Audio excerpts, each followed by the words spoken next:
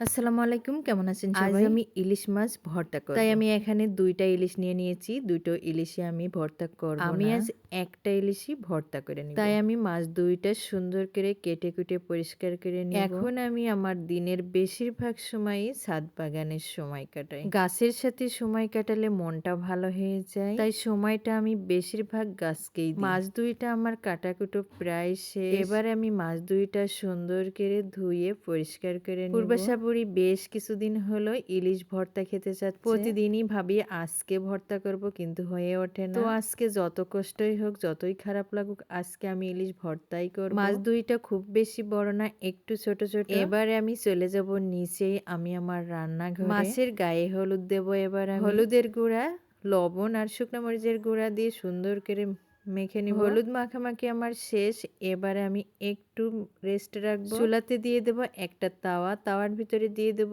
সরিষার তেল। তেলটা গরম হয়ে আসলে পরে আমি মাছটা ছেড়ে দিয়ে এপিট-ওপিট সুন্দর করে ভেজে নিব। মাটির চুলায় ভাজাভাজি বা রান্না করলে আমার কাছে বেশি মজা লাগে। বাহিরে আজকে প্রচুর রৌদ্র, তাই আমি ছাদে যেতে পারিনি। মাছটা আমার ভাজাভাজি হয়ে গেছে। এবার আমি শিলপাটায় দিয়ে সুন্দর করে মাছের কাঁটাটা আমি বেছে নিব। মাছের কাঁটা আমার বাছাবাছি হয়ে গেছে।